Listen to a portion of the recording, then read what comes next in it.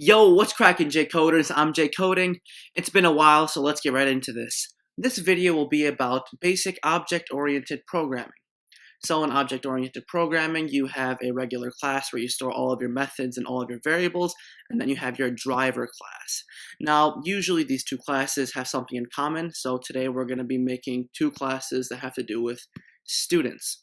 Now, what's going to be happening in this student.java class is we are going to make all the variables of a student, such as age and grade, and we are going to be making various methods that not only print all of the information, but we can also print specific information. So let's get right into this. So if we look at this student class, we have to start off by making private variables. Why do we want to make private variables? So that these variables cannot be accessed by other classes, and so that we know, and the compiler knows, that we only want to be using these variables for actions that have to do with students. So we'll make three variables. We can make an integer called grade, private int grade. And we're also not used to making variables that are outside of any methods. This is just going to be sitting there in the class so that we can use them in the methods that we create. Next, we can make a string. We'll call this a private string name. Private string name.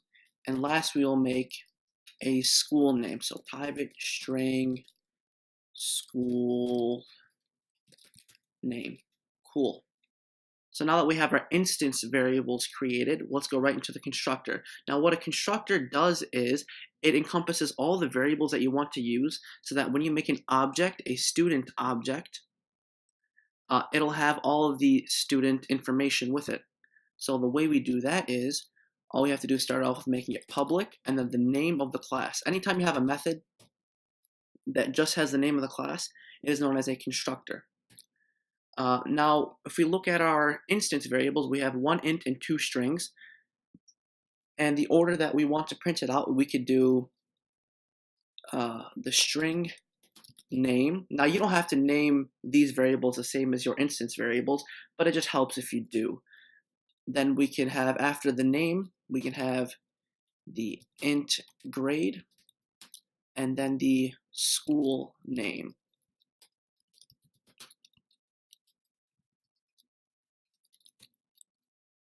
Open curly brace, start the method. Now all you have to do in this method is set values to these variables that we created. So how do we do that? We start off by calling this. What this does is it differentiates from the instance variables to the local variables. Now the way we differentiate them is by using the this dot name is equal to our instance variable name. And then we'll do the same thing with grade and school. So this dot grade is equal to grade, and this dot school name is equal to school name. So now we have the most important part of object-oriented programming finished. But let's say I'm in my main method over here, which we'll get to in a second, and I want just the grade, I want just the name, I want just the school name. So what we do is we make setters. Now if you're using the Eclipse IDE, you could always do source, generate setters and getters, but for the purpose of learning, we'll make our own. So the way we do this is, for setters, basically what setters are mutators. And what mutators do is, if you give it a value, it'll change the value. So what we'll do is public void set name.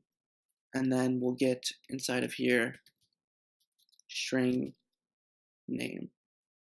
For the setters, we'll also be using the this. So this dot name is equal to. So basically what happens is, anytime this set name method is called, there's going to be something that comes with it. And anytime you call this set name method, a string of any kind must be inputted right after in the parentheses. And the same goes with the constructor. Anytime I call this student constructor, I must have three things separated by commas, as I do here. in the parentheses that follow. So we can make set methods for the other variables as well. Set grade. And the reason I spelled set grade and set name like that is to keep a camel case and to keep everything proper. Usually what people do when they have method names that are more than one word. Then I go to int grade, open this dot grade is equal to grade. And we'll do this one more time for the last variable, the school name, public void set school name int school name.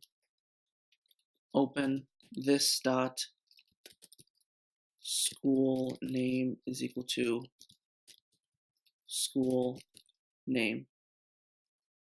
And now that we've gone through all, or did I?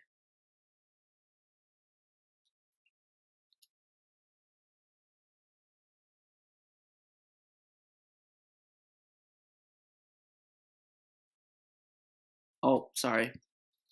Now that we've gone through our mutators, we're going to go to our accessors, and the accessors are the get methods. So the get methods will be public. It will return the data type. So first we will work with the name. So the data type that we want to return is a string, and then the name of the method is get with lowercase, and then name, and nothing is inputted, so there are no parameters.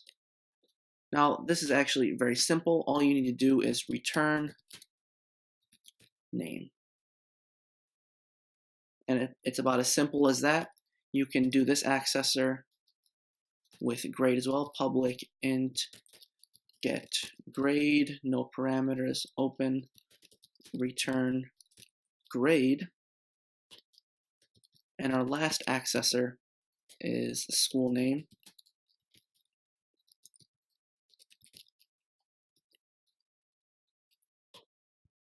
Return school name. Cool. So just as a reminder, the difference between an accessor and a mutator is a mutator changes the value, hence it mutates, which is why when you set a value, it mutates the value. So you give the value that you want and it mutates it, hence why we have the this.name is equal to name, grade, and school name. So any value we put in the parameters will be set as the new value of each one of these variables. And for the get, it is simply an accessor. So what happens is when you call this getName method, it simply accesses the variable value. And last but not least, we have a toString method. Now, what a toString method is, it basically makes everything neat. It organizes everything, and it allows for something to actually print out. I don't believe you're going to need to know how to make a toString method for the AP exam, but for the sake of the video, we'll just make one right now. Public string, because we're going to be returning a string. And then toString. Nothing in here, because we don't need to input anything. Open. We want to return, and in the toString, obviously, you must have quotes in it. So we could do, what did we want? We want to do name plus the name. And for those who don't want to take the time to write the method, you could always go to source. Let me see, source, and then generate toString, and then it makes the method for you like this. But there's an error popping up because I'm already making one.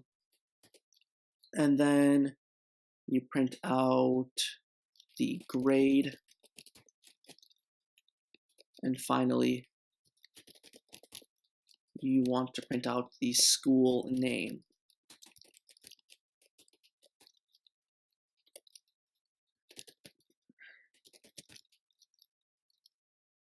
All right, cool. So basically what this does is, when we go to our main method over here and we decide to print out a student object, it is going to be printed out in this format right here. So now let's go into the main method. Now, like we have to in all of our programs, we have to make a main method, public static void main. string args. Now this is where we are going to be creating the student object. Now we have to call upon the student class. So student, so now it knows whatever I'm about to do is going to be a student object. We'll name the student S1 is equal to new. This is a keyword when you're making a new object, new. This is also part of the instantiation process. New student. So if you just think about this logically before we embark on what we put in this parentheses right here, think about this logically, right? We're calling upon this class. We are making a new student, and this new student is going to have three things: a grade, a name, and a school name. Now, what this specific S1 student has, we'll say their name is, we'll just call them J Coding, right? Doesn't get better than that. And then next we are going to be putting in an integer grade. So notice how when I called this student, I have to follow it up with three things in the parentheses.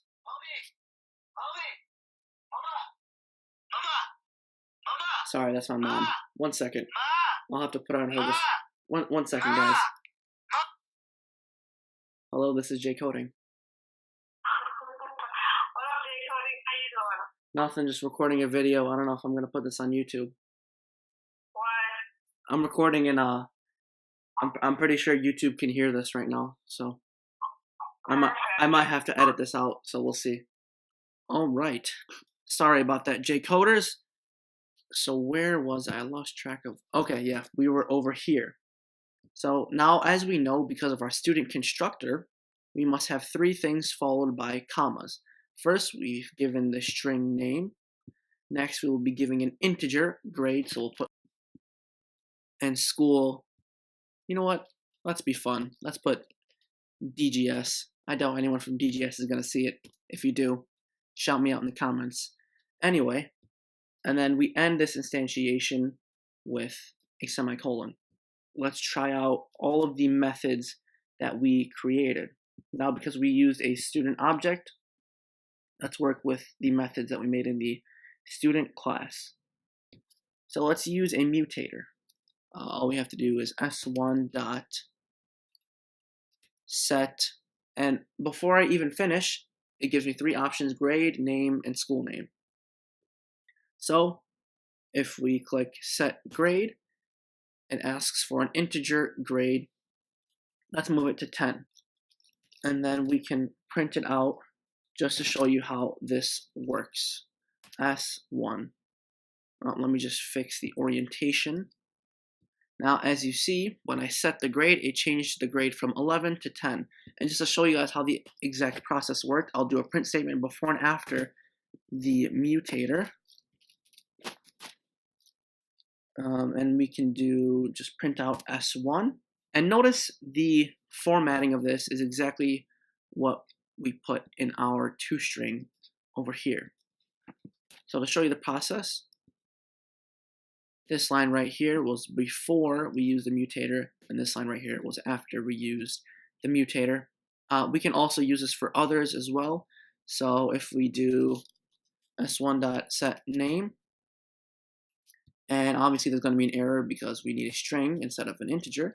Let's do something funny, Lamangelo. And now let's print it out. Lamangelo is now the name. And just to show you how it works, we could also do school name. And then we could just do DGN. I don't know why I'm taking shots at schools that I don't attend, but now J Coding attends DGN. And now if we do our accessors are pretty self-explanatory. All you have to do is s1 dot get school name. There's an error because they're not supposed to be anything. It doesn't take an input, as we know, so we take out this and we put this statement. Since all it is a get statement, we have to put it in a print statement. Put it in here and print it out. So we get the regular one, and then we ask to get the school name, which is DGS, and this works the same way with the name and the grade. Well, that covers just about everything for basic object-oriented programming. If you liked the video, smash the like button. Yeah, that's right, I said it. Absolutely destroy the like button if you liked the video. Don't forget to subscribe, and peace out, J-Coders.